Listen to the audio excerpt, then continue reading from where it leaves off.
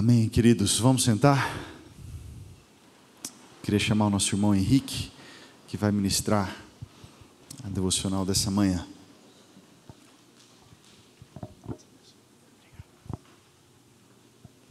Bom dia, igreja.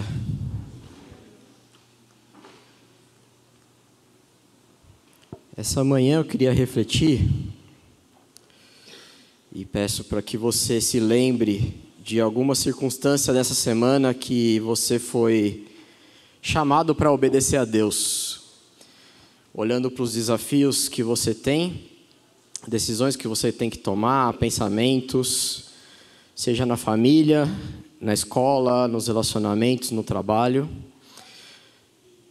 Quais foram os momentos em que você olhou para essa situação e pensou consigo mesmo: Deus está me chamando para obedecê-lo? Se você conseguir mapear na sua mente pelo menos uma dessas situações, a pergunta que eu gostaria de fazer para você seria: qual foi a sua reação? Quais foram os seus pensamentos? E talvez alguma dessas situações tenha lhe tirado o sono de uma noite, ou talvez da semana inteira. Talvez você tenha ficado ansioso, e essa ansiedade consumiu todas as suas forças. Mas graças a Deus que Deus nos dá a sua palavra, e por meio dela nós podemos refletir como reagir e como nos comportar em situações como essas. E nessa manhã, irmãos, eu gostaria de refletir numa história narrada em Gênesis, onde um homem de Deus foi colocado em uma situação dessa. Uma situação em que esse homem foi colocado numa situação em que a sua obediência foi colocada à prova pelo próprio Deus. Convido os irmãos a abrirem comigo o livro de Gênesis, capítulo 22, do verso 1 ao verso 19. Um texto bem conhecido de nós e muito rico.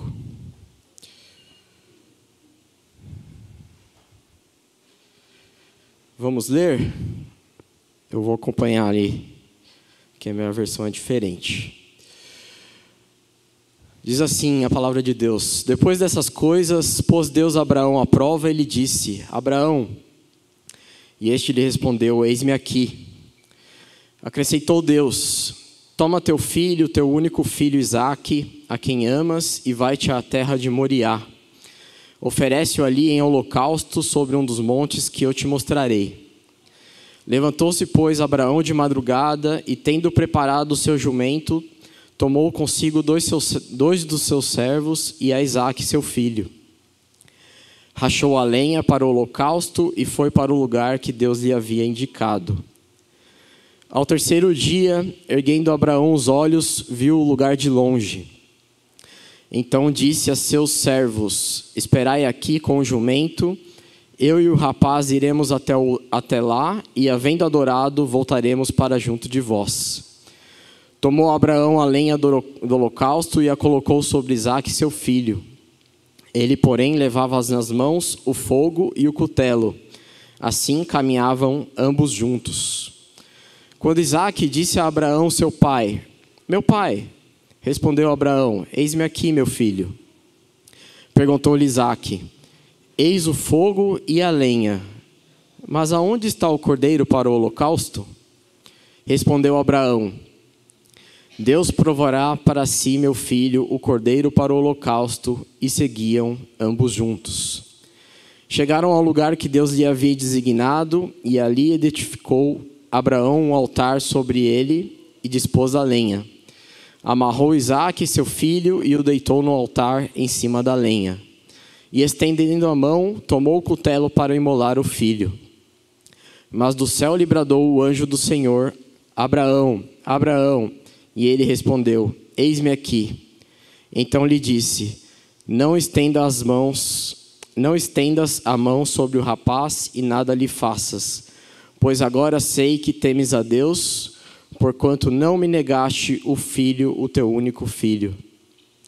Tendo Abraão erguido os olhos, viu atrás de si um carneiro preso pelos chifres entre os arbustos. Tomou Abraão o carneiro e o ofereceu em holocausto em lugar de seu filho. E pôs a Abraão por nome aquele lugar, o Senhor proverá. Daí dizer-se até o dia de hoje, no monte do Senhor se proverá.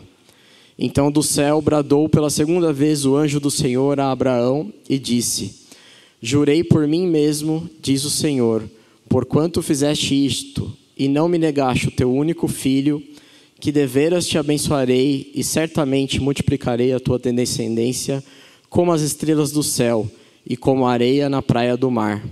A tua descendência possuirá a cidade dos seus inimigos. Nela serão benditas todas as nações da terra, porquanto obedeceste a minha voz. Então voltou Abraão aos seus servos e juntos foram para Berseba, onde fixou residência. Amém? Irmãos, qual a sua primeira sensação ao ler esse texto?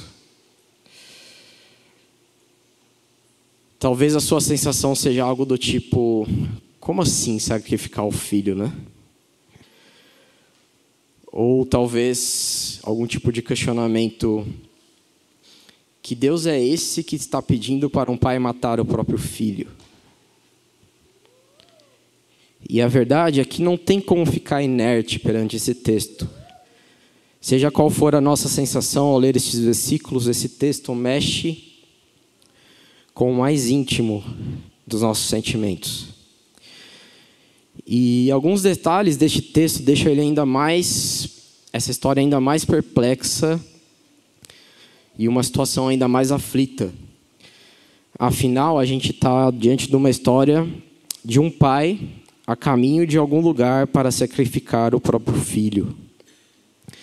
Mas o texto, irmãos, começa com uma pequena descrição, depois dessas coisas. E que coisas são essas? Eu quero relembrar rapidamente aqui qual foi o chamado de Abraão e por onde ele passou até esse momento.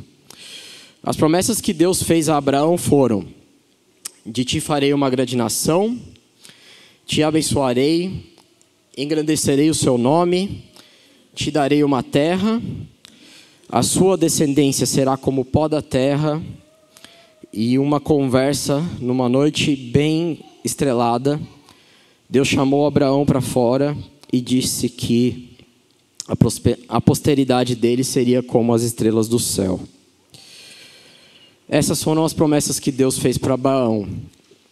Tenha em mente essas promessas assim que a gente discorre pelo texto. Mas quais foram as escolhas de Abraão até aqui? Abraão sai de Ur dos Caldeus, mas ele decide levar Ló, o seu sobrinho, afilhado com ele. Abraão, depois de passar por um tempo de fome, decide ir para o Egito. E no Egito ele decide mentir sobre a verdadeira identidade da esposa Sara. Depois de voltarem do Egito, Abraão consentiu o conselho de Sara e possuiu Agar, a sua serva, e deu à luz a Ismael, criando alguns conflitos na família. E então, Abraão já com 100 anos, Sara também já em idade avançada, Deus cumpre a promessa feita a Abraão e Sara concebe Isaque. E Abraão tinha 100 anos quando Isaque nasceu. O trecho que lemos, irmãos, começa com Moisés nos informando que Deus decidiu colocar Abraão à prova.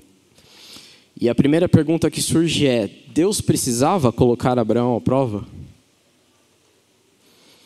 Deus não sabia qual seria a resposta de Abraão a esse teste? E a verdade é que sim, Deus sabia e sabe de todas as coisas. Deus sabia exatamente como todo esse episódio iria terminar.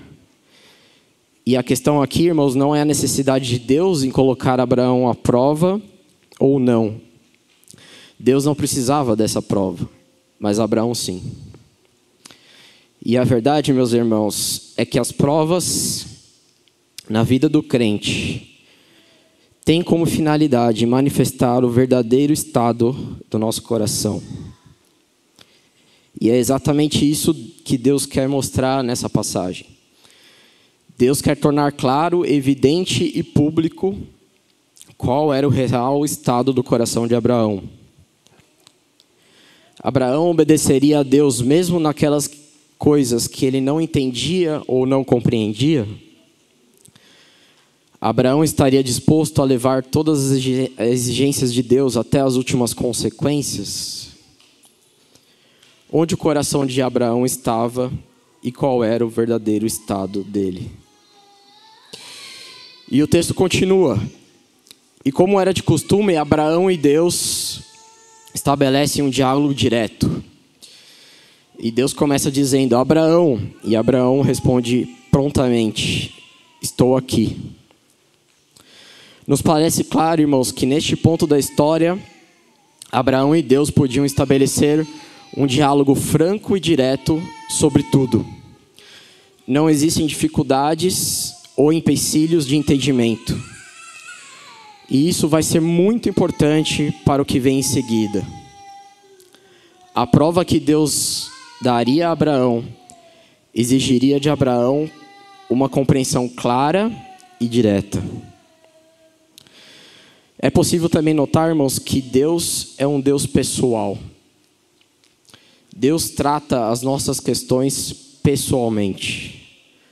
Deus não nos trata como um bando de pessoas largadas ao acaso por conta própria. Deus nos trata pessoalmente, assim como Ele tratou Abraão. E a história continua. Abraão, eu quero ter certeza que você sabe de qual filho nós estamos falando. E Deus prossegue com mais alguns detalhes. Deus diz: toma agora teu filho, teu único filho, e para você não ter dúvida de quem é Isaac. E eu quero lembrar você de que você ama ele. Deus quer deixar claro para Abraão de que filho ele está falando. É como se Deus estivesse dizendo a Abraão: Abraão, antes que você pense em usar Ismael, no que eu vou lhe pedir, eu quero que você saiba exatamente que eu estou falando de Isaac, o filho que você ama. E a história desse pai continua. E Deus continua com a descrição do teste. É como se você estivesse na frente da prova do Enem e tivesse lido o primeiro parágrafo. E agora você vai para o segundo parágrafo. E Deus continua, e Deus adiciona mais detalhes. Abraão deveria viajar para realizar o teste. O que Abraão deveria fazer levaria tempo. Não vai ser simplesmente acordar, caminhar até o lugar em que ele estava acostumado e executar o teste. Não. Deus queria que o processo fosse de alguma forma lento, extenso e moroso. Segundo ponto, Deus pede a Abraão que ofereça o seu filho em holocausto. E aí vem o ponto central desse teste. E eu quero que você saiba exatamente o que Deus está pedindo para Abraão quando se refere a oferecer Isaac em holocausto. A primeira aparição desse termo hebraico na Bíblia, irmãos, é em Gênesis 8, 20 a 21. E esse texto diz assim: levantou Noé um altar ao Senhor e, tomando de animais limpos e de aves limpas, ofereceu holocaustos sobre o altar.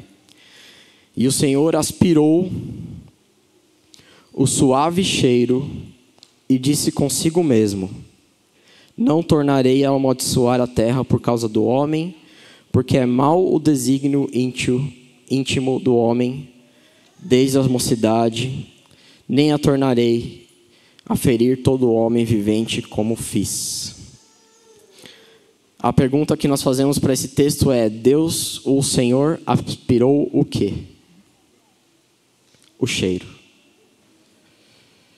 Êxodo 29, 15 a 18 diz: Depois tornarás um carneiro, e Arão e seus filhos porão as mãos sobre a cabeça dele. Imolarás o carneiro e tomarás o seu sangue, e o jogarás sobre o altar ao redor. Partirás o carneiro em seus pedaços, e lavadas as entranhas e as pernas, pô-las-ás sobre os pedaços e sobre a cabeça. Assim queimarás todo o carneiro sobre o altar. É holocausto para o Senhor, de aroma agradável e oferta queimado ao Senhor. Eu não sei se você entendeu, mas é isso mesmo. Deus estava pedindo a um pai que cortasse a garganta do seu filho.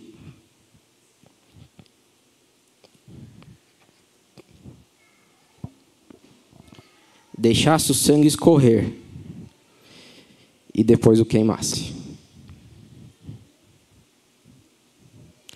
Você consegue se imaginar recebendo uma ordem dessas? Você consegue se colocar no lugar de Abraão? Um homem que veio ter o seu filho aos 100 anos.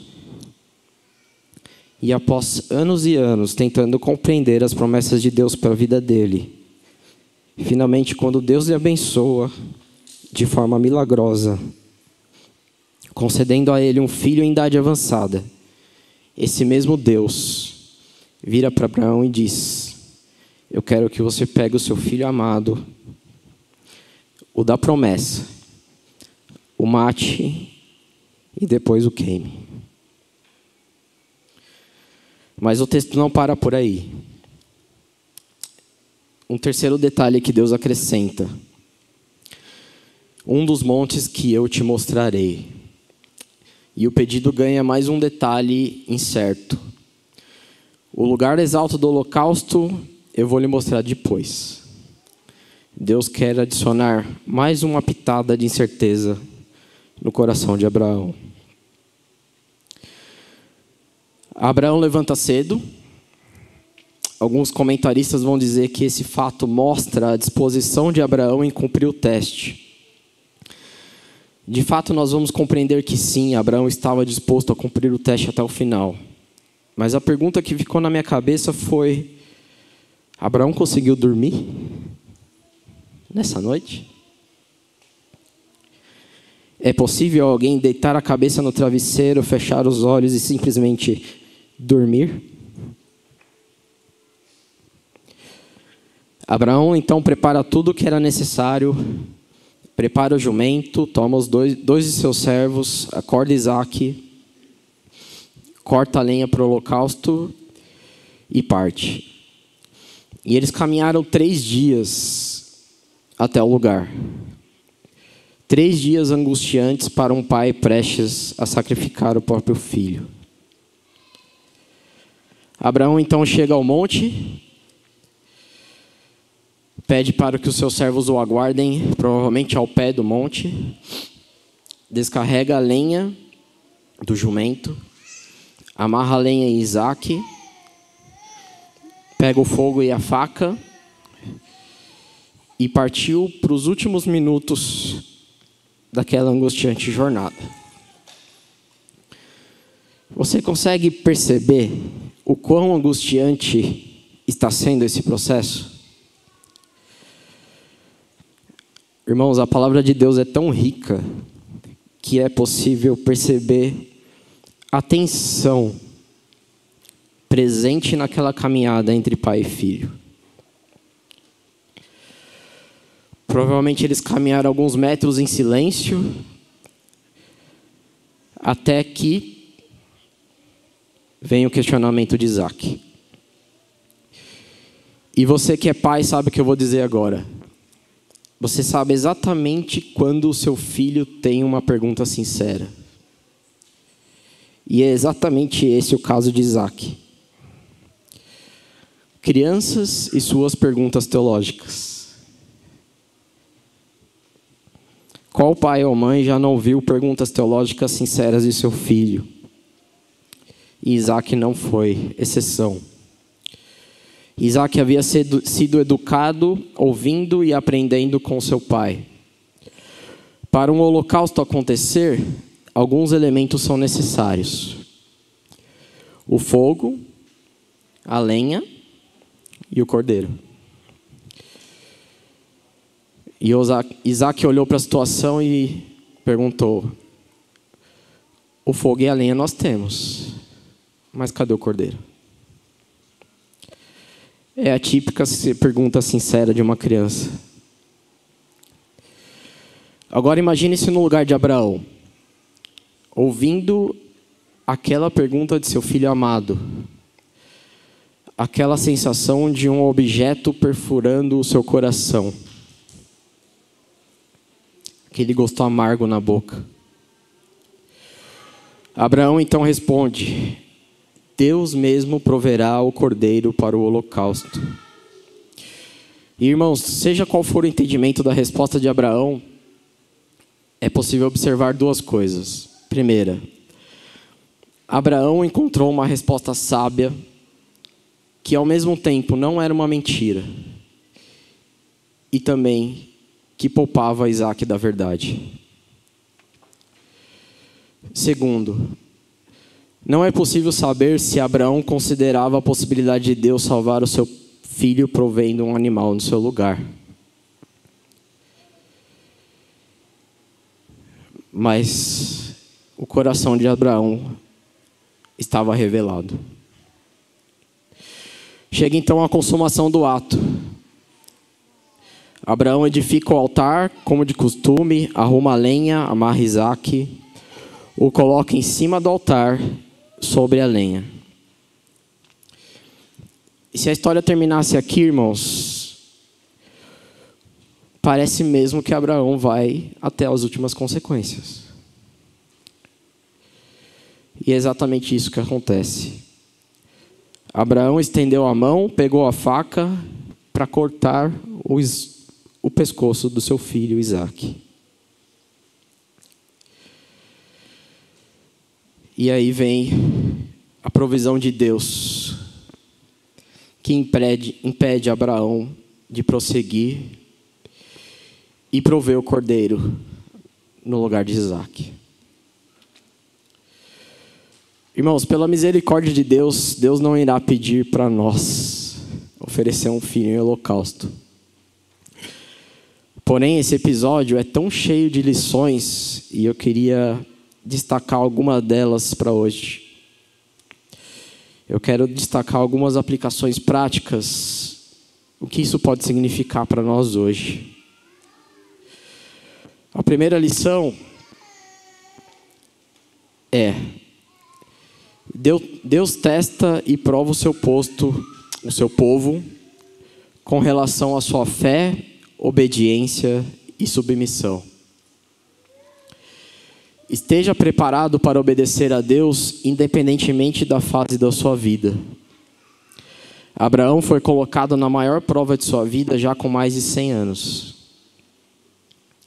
Recentemente, um dos pastores americanos, grandes pastores, já com idade avançada, foi afastado de seu ministério por um relacionamento impróprio com outra mulher que não era sua esposa. Uma tremenda tristeza para toda a comunidade cristã que foi tão abençoada com o ministério deste homem. Mas a verdade, meus irmãos, é que a vida cristã é uma maratona. E precisamos estar preparados para ela do começo ao fim.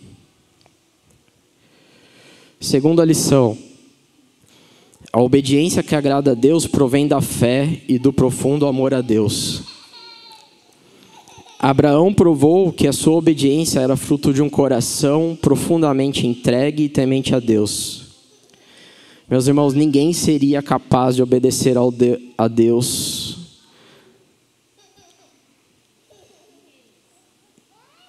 a ponto de ir até as últimas consequências, sem confiar e acreditar do fundo do coração no Deus que havia pedido. Uma pergunta para nós: existe alguma área da sua vida em que obedecer a Deus é extremamente difícil para você?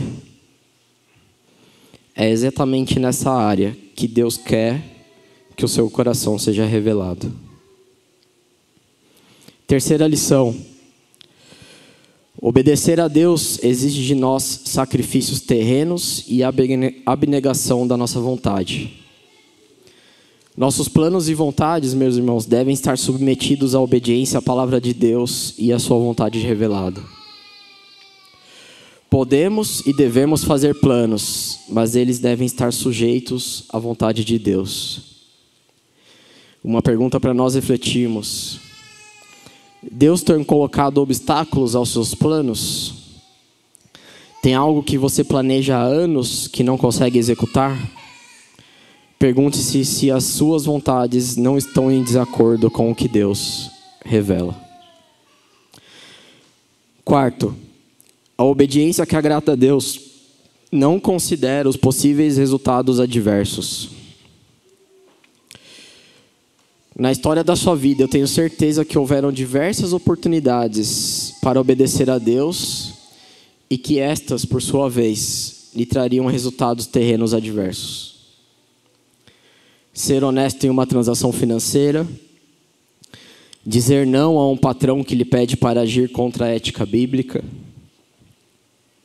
corrigir um filho desobediente, causando mal-estar e tensão na família, dizer não àquele convite de um amigo que você sabe que vai lhe levar a um mau caminho. Obedecer a Deus nessas circunstâncias, meus irmãos, exige de nós uma mente centrada na palavra de Deus e não nos benefícios terrenos que elas podem nos trazer. Quinto, qualquer resultado temporal adverso não pode ser comparado ao sacrifício de Cristo por nós.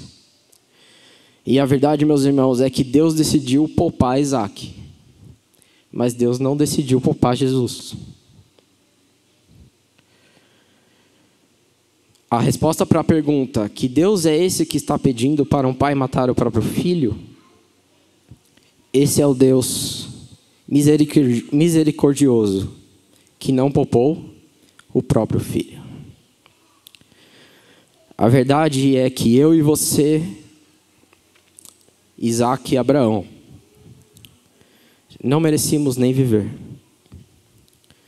Nosso destino já estava selado e a morte física e espiritual era o que nos esperava no fim dessa caminhada até o monte.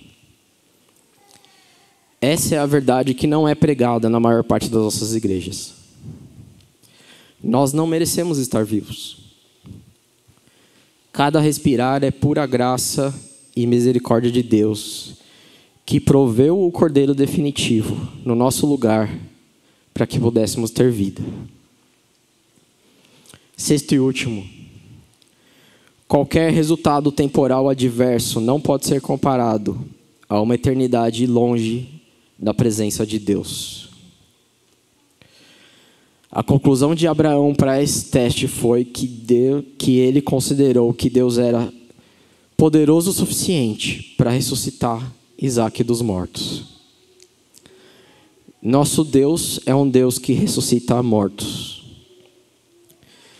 Um pai obediente ao ponto de sacrificar o próprio filho porque creu que um Deus é um Deus que ressuscita mortos. Esse é o ponto central do Evangelho. Abraão confiou que Deus era poderoso para ressuscitar Isaac. E da mesma forma nós cremos que Deus ressuscitou Jesus Cristo há 2000 anos atrás para nos trazer vida. Aquele que não crer na ressurreição real, física de Cristo, que agora, nesse exato momento, está vivo, assentado à destra do Pai, não pode agradar a Deus. E, consequentemente, está condenado à eternidade longe da presença de Deus. Concluindo, meus irmãos, você quer crescer em obediência a Deus? Exercite a sua fé. Você quer exercitar a sua fé? Conheça profundamente quem Deus é. Cresça no conhecimento de Deus. Você quer crescer no conhecimento de Deus? Se debruce sobre a sua verdade revelada nas Escrituras. Amém?